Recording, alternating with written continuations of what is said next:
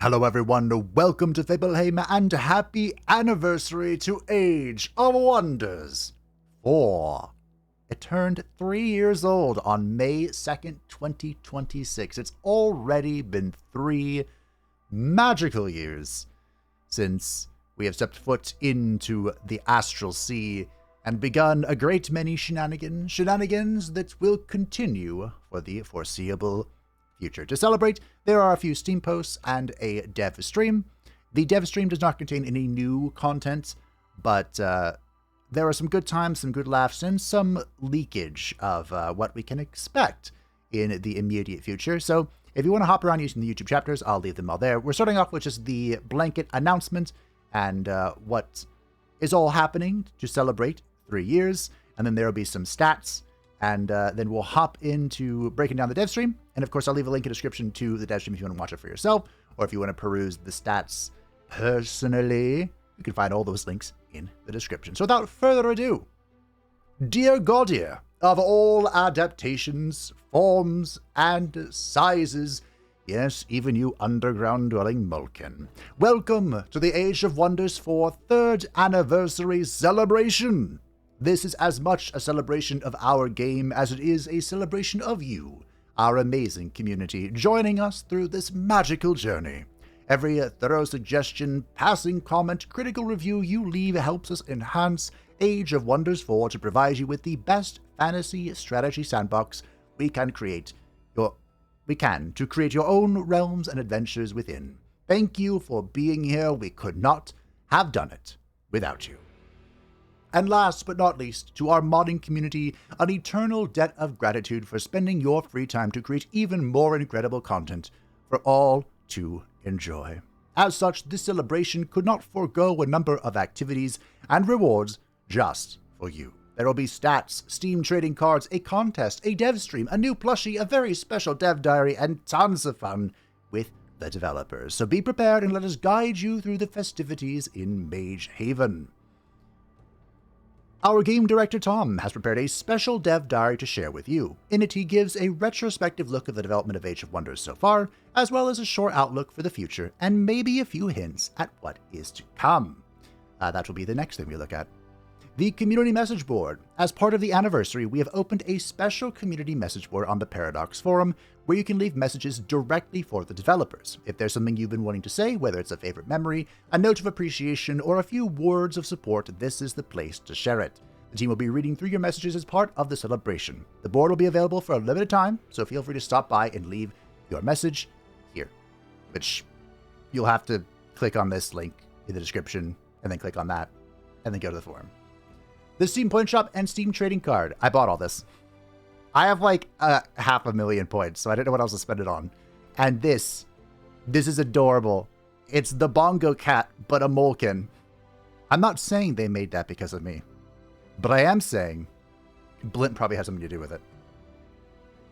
Angry Penguin.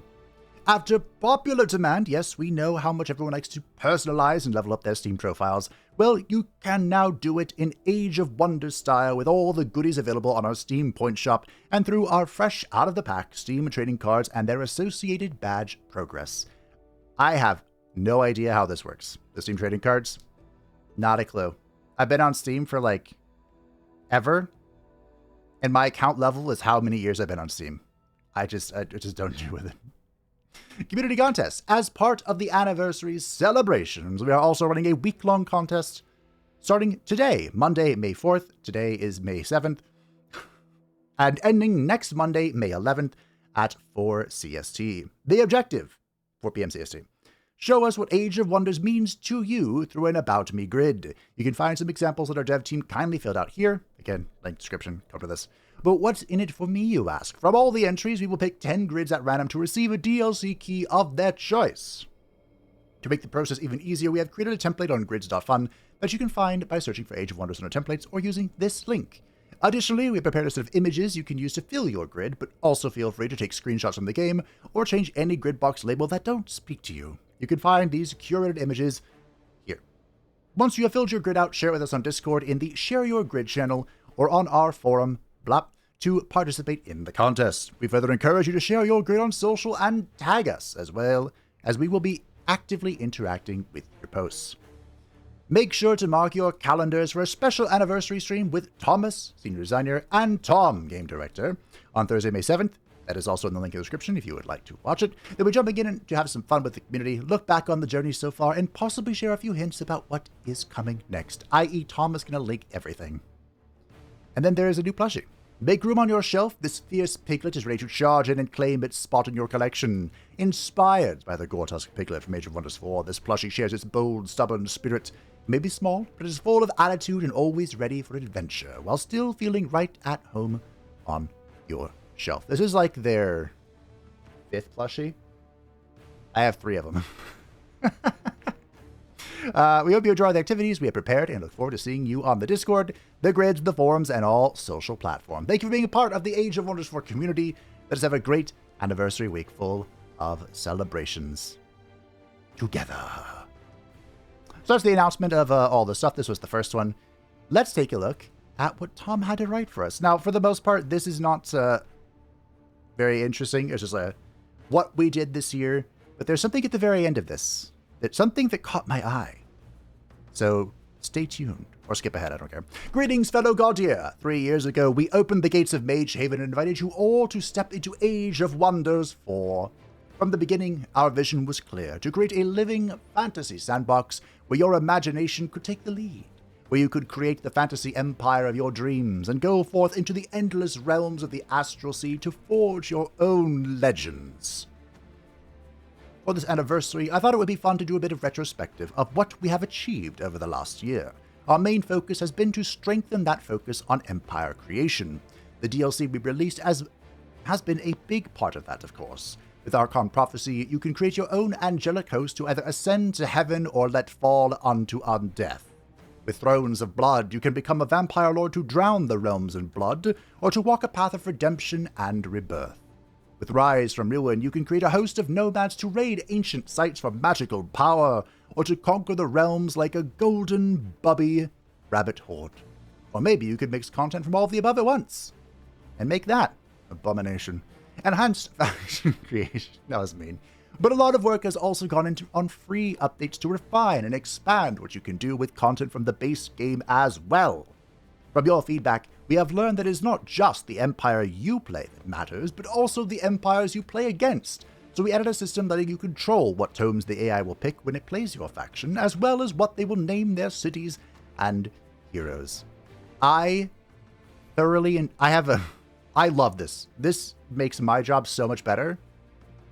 But it also drives me insane because it like doubled, if not tripled, the length that I spend creating stuff. Every series takes so long. But it's worth it in the end, I hope. And of course, the Color Picker, a long-awaited feature that finally allows you to create things like whatever it is this is. Obviously, that is a froglock that visited a chiropractor because it can stand up straight. Duh. It is not all about empire creation, of course, for what use has an empire without a realm to rule? Over the last year, we have pushed 3 major new terrain types to add variety to the worlds you can play in, as well as landmarks, ancient wonders, infestations, and a magical material. Not to mention close to 100 handcrafted regions that show them all off.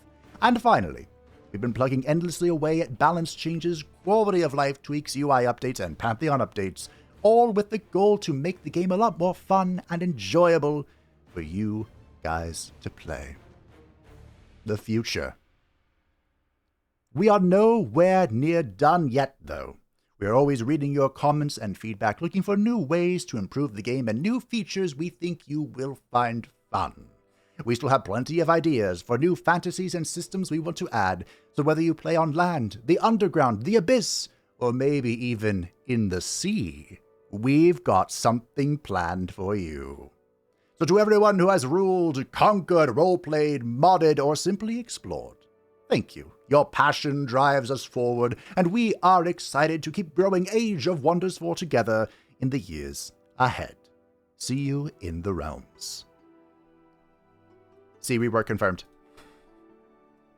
That's all I got from this. But there's been a lot of talk about reworking water somehow, and there's even a mention of something water-related in the dev stream. I have the notepad is so big. the notebook of wonders. So this part was just released just like 30 minutes ago. These are stats from 2025. And this, I really like this. They have a reoccurring theme here going on. I love knowing. And some of these won't be surprising. Some of them actually kind of shocked me, though. Dear Gaudier, in 2025 you played long hours, created many factions, declared war a lot, and even surrendered half as often. Find even more interesting stats from your games in the infographic below. One choice to rule them all. One ring to find them. One ring to bring them all, and in the darkness, bind them. The top form is human. Not that surprising. Second place is elf, and third is ogrekin. That one's a little shocking. But you know what? They are quite adorable. The top three cultures, the top one is feudal.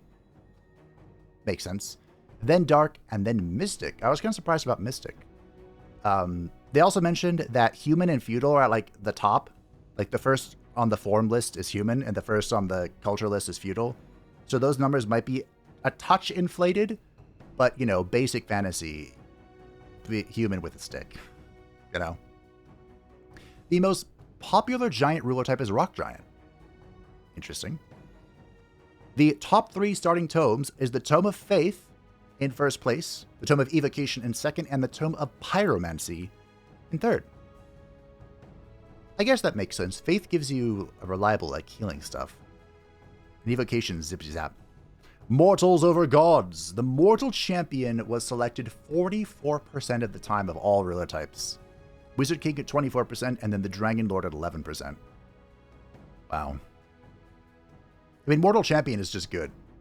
The passive bonuses are fantastic. Having command is insanely good. It's just good. The total playtime in 2025 was 39,689,918 hours. I'm an alarming amount of that. Nearly 4.5 million cities have been founded. A total of 191.6 million turns have been played. I suppose 0.7 if we're rounding up here. Well, not by much. 117 million total spells cast. The most popular spell is Fulmination, followed by Necrotize and Ignite. Fulmination, of course, fits in with the Tome of Evocation. Necrotize is OP. Tom said they've nerfed it like twice, and it's still just good. And then Ignite coming in from the Pyromancer. All very early great spells. Number of times a game ended in military victory is 500,000.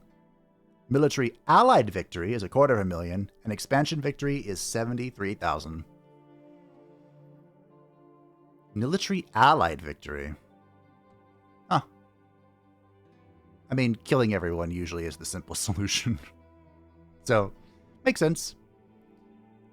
Borders redrawn. Total provinces annexed 39.5 million. Warmonger. Total wars declared by players 2.6 million. Number of times moles have conquered the world, too few. I've done my part to raise this number. I tried so hard. One day. One day. Average dev stream stability. 0% predictable, 100% arcane energy. This is true. Top reason for declaring war. Seemed like a good idea at the time. It really did. Number of times players surrendered, just over 1 million. Craven dogs. Thank you from the team at Triumph Studio and Paradox Interactive. So these are the stats of 2025. It's just always fun to see what's cooking and cracking. Most of this isn't that surprising, I suppose. Yeah. I'm surprised expansion is number 3, but it is kind of like the easiest. I wonder if they'll ever rework expansion victory. Probably not. The AI is a little too obsessed with it from my liking these days. But enough about that. Let's get to the dev stream. Today's dev stream, of course, were Thomas Sweeten, the senior proud designer, and Mr. Tom Bird, the happy game director. And this was a complete YOLO realm. Everything was YOLO. All random. There is only chaos. There is only madness. Unknown Celebration was the name of the realm. So, who knows what all the realm traits are? They didn't even find all of the realm traits. Because they reveal themselves as they become relevant. They had no idea. I think I took this picture because the word gesticulating made Tom very animated. I thought it was funny. Yeah, he was flailing his arms around and Thomas was losing it. Good times. Good times. I gotta be honest, I don't know why I took this one.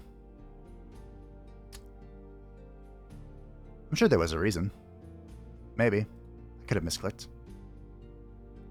They spawned near 2 of the broken trees and tried to take over one of them. And it did not go well because there's a bunch of fractured units inside, including a fractured dragon, which absolutely thrashed them. But we weren't here for that part of the stream. We're here for the end of the stream. So as I said, there was no new content in the stream itself. So there really aren't pictures for me to show you. I just have a lot in the handy dandy notebook. So future Fabe will go ahead and just take screenshots that progress through the stream and put them at the end. But at the end of the stream, they showed off some fun pictures. Some from early development, some that were bugs. So this first bit is early development. This is the first playable build. And this was what diplomacy looked like. But, you know, first playable build is like early production just to like get a tangible copy out there for proof of concept and all that stuff. So this will be very rough. And I don't know why this was here. Neither did Thomas. So how could I know? But hey, victory. This is the early model, the low poly model of a character. Do we even have this helmet anymore? It's a cool helmet. Maybe it changed. But yeah, this was kind of like the early inception of a battlefield. I think they said they were trying to map out the tiles or something with this one. And this was, again, first playable build type battle. They had a lot more units in each unit. A lot more models inside of the units. And Thomas said he kind of missed them, but they really needed to reduce them for like balancing purposes and whatnot. Although kind of Spawnkin can kind of recreate this. It's not to that extent. And this was an early siege battle. Kind of like how the walls feel way up there now, but you can see they even have like the planetfall action bar underneath them. Very early in the build.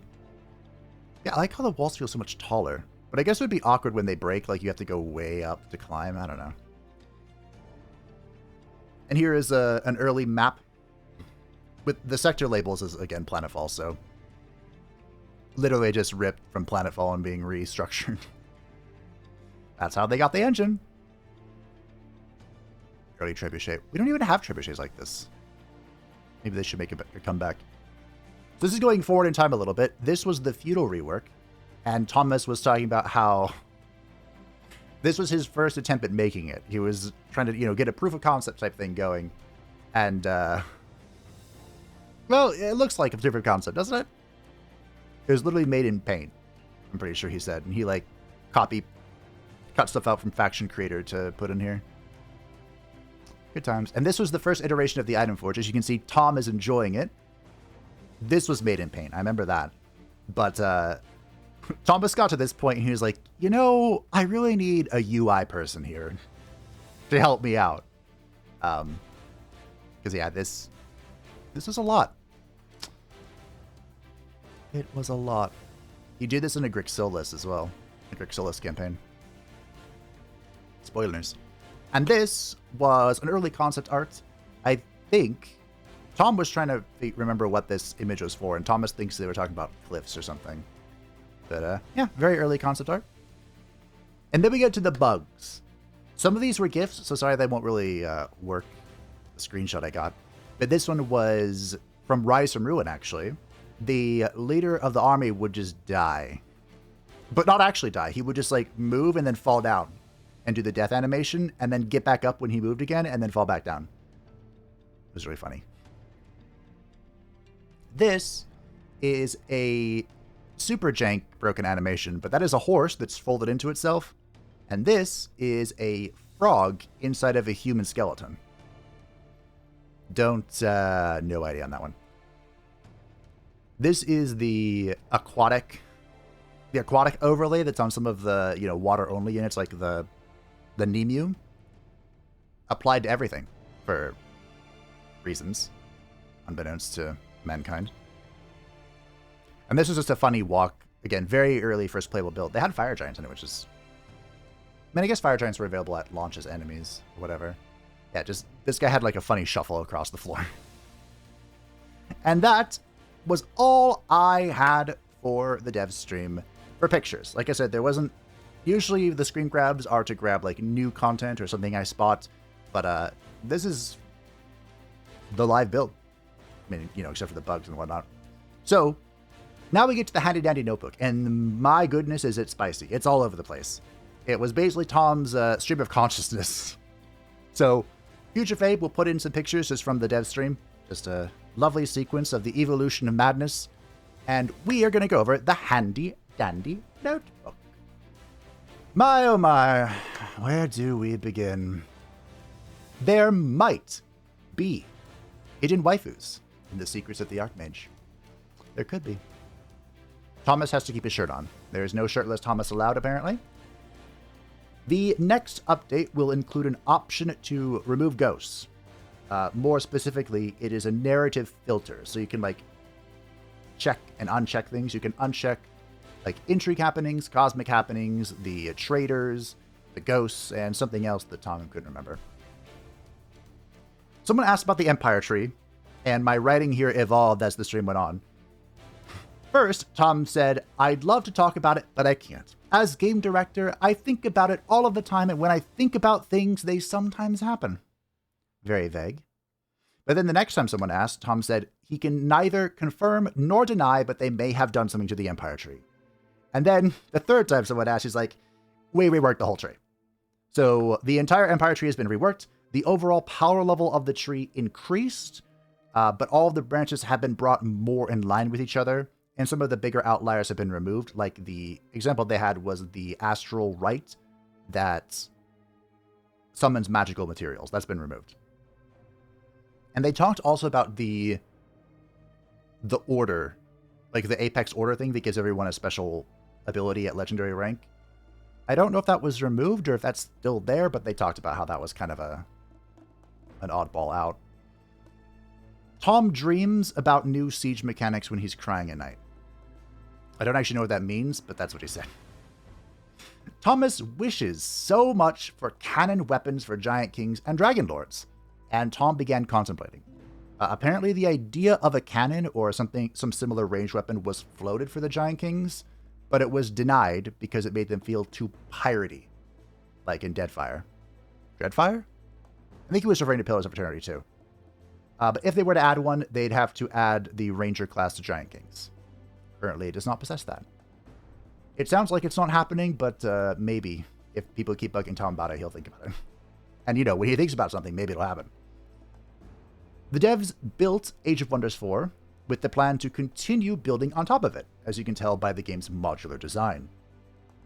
But they would not be able to continue doing it if the game wasn't as successful as it is, so they greatly appreciate it. Someone asked, if it was designed to keep adding DLC on top of it, which, yes, it was. It's the... Paradox is the overbranching company, but my understanding is that Triumph is autonomous, mostly autonomous, but Paradox has the DLC-mium, they call it. That's the business talk for their game designs. But if they keep building, I'll keep making. A Fiend Overlord ruler type is in Tom's grand hopes and dreams and desires. So we may one day get an archdemon or archdevil or whatever. But a contract type mechanic has always been difficult for them to implement. Someone was asking about, devils and contracts and lawful evil stuff. But they've tried the contract mechanic twice, actually. The Oathsworn were meant to be contract-based, but it fell through in early development for one reason or another. The Secrets of the Archmage has a secret about demons that may lead to more in the future. Tom has said something about a chained up demon or something. And Tom laughed that it was basting. Whatever that's supposed to mean. The devs don't like to go back and meddle with old DLCs unless something is really messed up. Once, each DLC gets about 3 patches to fix things up. But unless they really need to change something, they don't really plan on doing it. I think they were talking about Eldritch Realms and the Abyss and like expanding the ability to recruit Umbral Demons. That's the Abyss thing. Speaking of the Abyss, someone asked about adding like super bosses, kind of like Urath, the big bad. And the devs said they probably wouldn't do that because it's difficult to do their scale justice. Like, Urath is the big bad of the Abyss.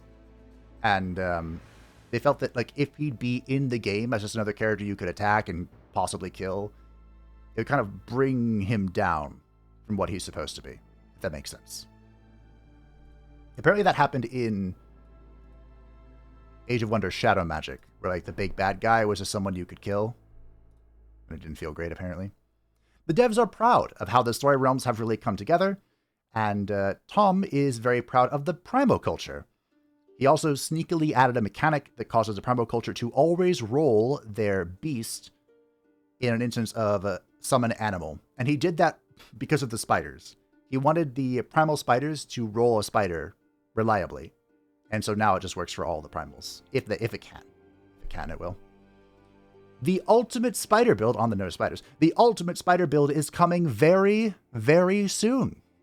There is a sort of spider ruler coming back, or being reborn, or spoilers. And Tom has officially confirmed Spider Waifu. So take with that what you mean. People familiar with the lore may understand, because I don't. Age of Wonders 4 is not allowed to have something called a Drider. He was very specific with how he said that, which makes me think spider. By the way, the Drider is like the drow cursed by Lulth in D&D. And so they have like a spider lower... They're like a mermaid, but for spiders. They have a lower spider half and then a drow top. But they're like cursed creatures. They're actually not great. Tom mentioned Spellblade and then sighed. He later... We'll mention Spellblade again. But I don't think there are any changes coming to it based on how I was talking. Someone asked about additional layers, like the Underground or the Eldritch Abyss, but more than 3 layers causes a crazy memory footprint that consoles simply cannot handle. The PS5 and the Xbox, whatever version, just they wouldn't be able to take it. But also, some players feel overwhelmed by the amount of stuff that's available in, multi-layers. They had a lot of requests to even just turn off the Underground, so that you only had 1 layer to worry with. Tom then mentioned, we're going back to the sea thing here, that they could create, he theorized two layers, an underwater layer, or an elemental plane layer, but they would most likely cap the amount of possible active layers at 3. Which, personally I'd like to see, hey, if you can slap it all on there, let your madness take you where you will. But I could understand if, like, hey, we need to make sure consoles don't explode, so we have to cap it at 3. I'd understand that. And then I'd ask someone to make a mod to remove the cap. But you know how it is. The Dragon Lord's Fey Growth exploit, in quotation marks, that repeatedly triggered heals for the army has been fixed. I didn't know this was a thing, but, I'm not very active on the Discord or anything. I'm there if anyone wants to ping me, but... they had to fix this because Fey Growth uses the same like baseline mechanic as a bunch of other things.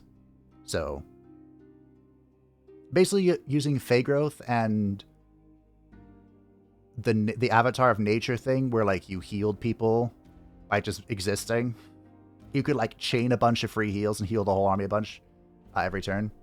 So, that wasn't intended. There has been another pass on enchantments to further integrate magic fighters, and they renamed a couple of them to make it obvious about what they affect. Like Tom mentioned there were 3 enchantments that had the word weapon in them, but all 3 of them affected different unit types. So they kind of, coalesce them together to be more obvious as to what they affect. Artificing remains an insanely popular tome. That wasn't on the list we saw, but apparently the back-end data that Tom had said that Artificing was still great, which it is. It's still a great tome. Are we changing Reavers? Maybe we will. Maybe we won't. We might change Reavers. To which Thomas immediately said, when I do it, it's leaking.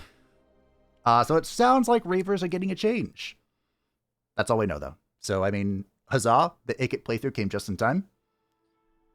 There is one person from Shadow Magic who is a different race from the faction he's leading, and he's coming back. Apparently that wasn't a thing back in the day. Back in the day, you were of the same race of your culture or whatever. It's probably not a character you would expect. He's a human child leading a bunch of halflings, so you lore people already probably know. And then, like, 2 minutes later, he said it's Simon. So, great. He's all grown up, I'd imagine. Story realms are a huge part of the next DLC.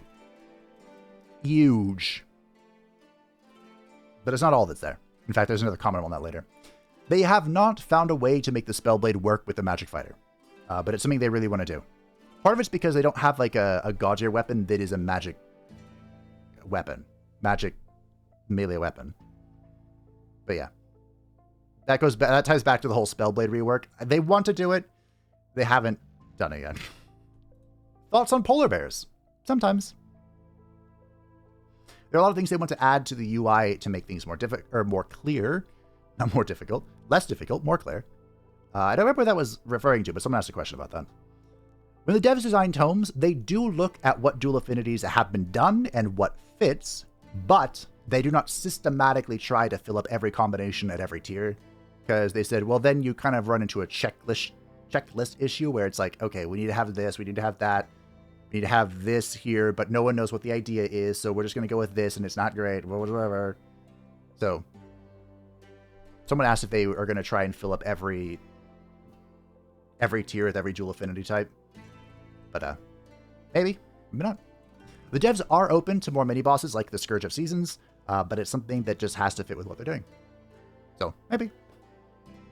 Tom has ideas about something like Stellaris' scenarios, meta systems, or like Empire mechanics, but it's a complex system that will take time. They haven't figured out how to really do it well. Tom was even further inspired by Hades 2, to provide players an optional checklist or challenge to try new things, or have new alternative victory conditions. Like he mentioned in Planetfall, there's a victory condition that can just be like enabled randomly. It's like, hey, befriend 3 growth, which are, they're kind of like free cities, sort of. Which normally it's like, okay, befriend them, kill them, whatever, but you befriend 3 of them and you win. So, something like that, they're thinking about it. Maybe it'll happen, maybe it won't. Someone asked what happened to Valkyries, and the devs are trying to move away from things that are like directly lifted from various mythologies. Like, you could totally create a Valkyrie creature, but the Valkyrie characters or units are not returning. So. And then he mentioned Merlin.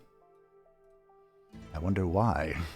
Custom modifiers for relationships is an interesting idea, but one that's more difficult to implement than it may seem. And Tom and Thomas debated it for a while. Someone was asking if they could, like, make a culture that just hated lizards. For example. And they kind of went on about how this is sort of indirectly in the game already. With, you know, the clashing affinities or whatever. Like, if you wanted to make, the example they use, if your world had elves and goblins and they hated each other, you could just make the goblins pure chaos and the elves pure order, and they would clash. But it wouldn't be quite as extreme as I think what the person wanted. And I think it would be an interesting idea. But yeah, they weren't really sure how to implement it. Tom has thought about increasing movement speed. But the game already moves very quickly, especially after the most recent rework. In fact, he said that players complain about the AI cheating and just like appearing out of the fog of war, but they aren't actually cheating. They just have that much movement. And yeah, especially once you lock in advanced logistics, it's just over. The game feels like you crack open an egg and you can move across the whole thing. In the current state of the game, it is not possible to have a multicultural culture. And that's something Tom would like to somehow make possible. I mean, you know, you can do it through becoming the keeper of a culture or whatever and recruiting them and blah, blah, blah, blah. But it's very inefficient. And, like, there's zero incentive for doing it.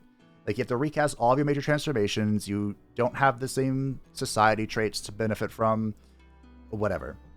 I talked about this in my, you know, was it 4 things I want to see in Age of Wonders 4 or something? I would love to see, maybe not like different cultures, but like different forms at least, or peoples, or I don't know. I use the example of the Grey Wardens for that, where the Grey Wardens technically all, you know, they're all the same in that they're Grey Wardens, but they all come from vastly different backgrounds and have different skills and different, whatever. You get the point. Tom would like to make it happen. He has no idea how. Maybe someday, possibly. Secrets of the Archmage will be announced in the next couple of weeks. So it is coming. If the announcement's in a couple of weeks, then we're probably looking at early to mid-June for the release date. Someone asked about more African-American hairstyles, and the devs would love to add more hairstyles of all kinds, but their art team is very small. And that takes away from making units and whatnot. The art team, I think it's the technical art team that's really small. Like, they have a lot of, I don't know about a lot, but, you know, they have art that can draw like concept or like the different art for images or spells or unit models or whatever. But making it function is a very different skill than just, hey, I can draw a pretty picture. That's very small. I think. I don't know. I'm talking out of my ass. Tom added a suggestion in the internal design document about adding more heads to some of the forms with only 3 heads, like the Molken.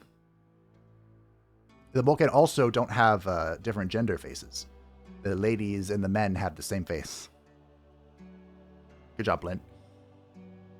The event notifications are sorted by a logic. Someone was saying that they can be weird sometimes.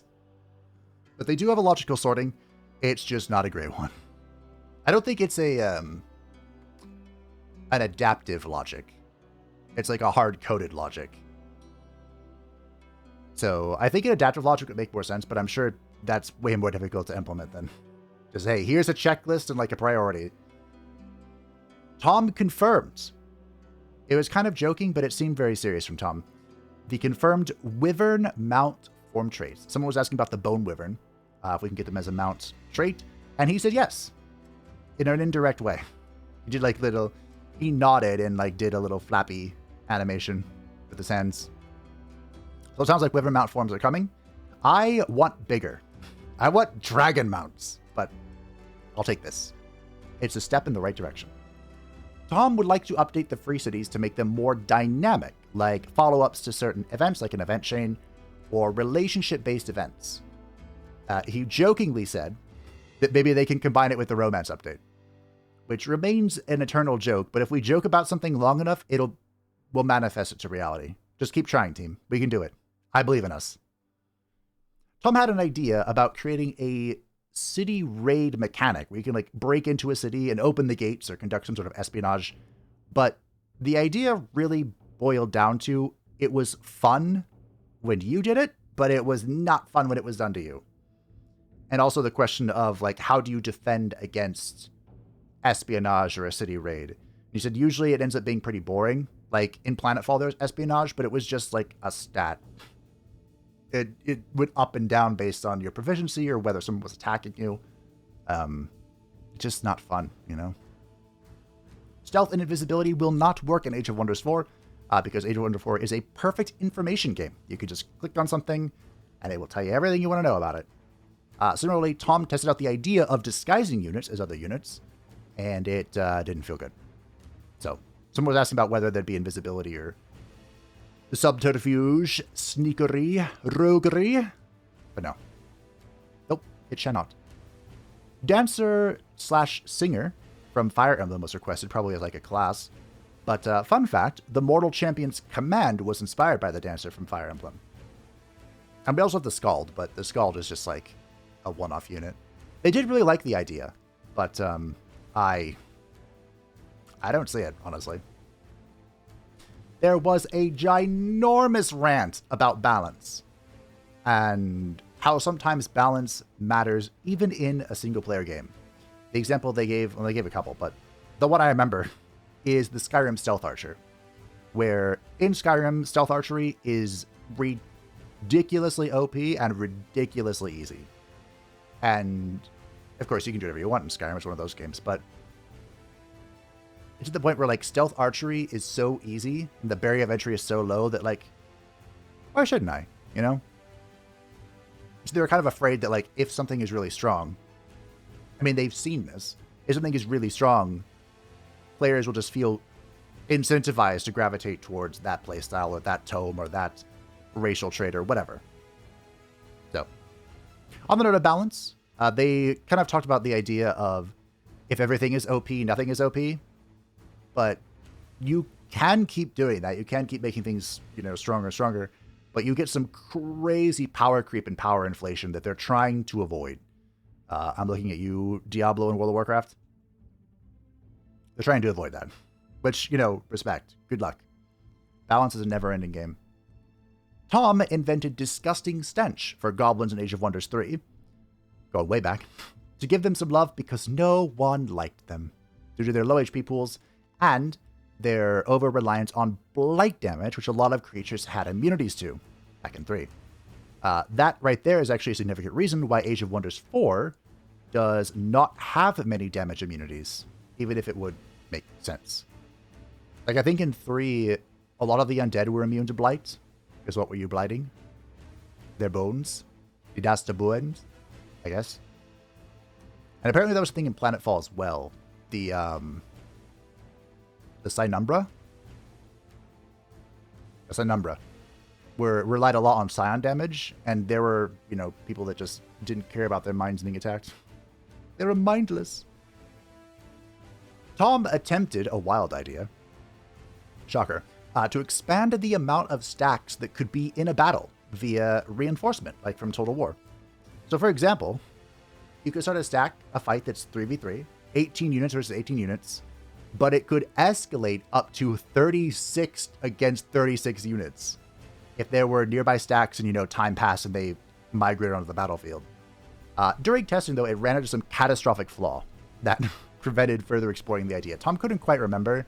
Thomas thought that it was just that everything took so freaking long at that size of battle, but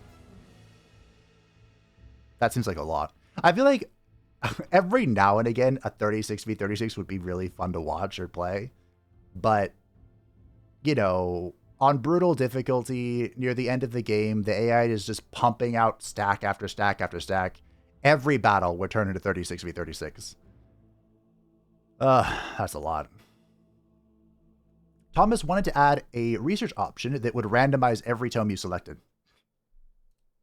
That'd be funny. It is almost impossible to add a new affinity based on the game structure, and the current affinities were kind of meant to represent pretty much everything. So, don't expect a new affinity anytime soon. Secrets of the Archmages... What? Yeah, Archmages contains more than just narrative content. See, it's a big part of it, but it contains more of it. And there's a new feature that contains a secret beyond secret that Tom never thought they would add. How vague and ominous. That's literally all I said. He just kept saying it was a secret. A big ol' secret. So, I guess we're going to have to wait until the reveal. Someone joked about a Melenis X Meandor body pillow. Which... Sure. They're both undead. I'm into it. Someone asked about a 3D city screen like in Heroes of Might and Magic. But that is not something they could add. One, because... Age of Wonders is a live game. Which, Heroes of Might and Magic has multiplayer too, right? I don't know how it works. But like in Age of Wonders 4, everyone's playing simultaneously. So you pop it up and you like freeze or something. But they also said that like if they added a new building, not only could they just, you know, throw it in the slot and give it a little art piece, but they'd have to give it a 3D model as well in the 3D city. They just said that wasn't possible. It was something they were going to do. Although Thomas, I don't know if it slipped, he said that's something they would do in like a sequel or something. Seems unlikely, but you never know. You never know. But my friends, that was the handy dandy notebook. That was the anniversary for all of the fun things that have been revealed. Of course, if you would like to read or peruse the dev diary or pretty pictures for yourself, you can find a link in the description to all of the things I read at the start and a link to the dev stream. It was lots of fun. Like I said, it's pretty much Thomas struggling and Tom stream of consciousness talking, which is always a good time. Always plenty of juicy information leaking out of them in that particular scenario. But thanks for watching. I hope that you enjoyed. Thank you for watching. Thank you for being here for 3 years of Age of Wonders 4. And it sounds like there could be 3 more if everything goes according to plan. Thank you to patrons and the channel members who support the channel. I greatly appreciate you. If you'd like to stay up to date with anything happening on the channel, feel free to join the Discord in the description down below, buried under all the other links. And I will see you when they announce Secrets of the Archmage.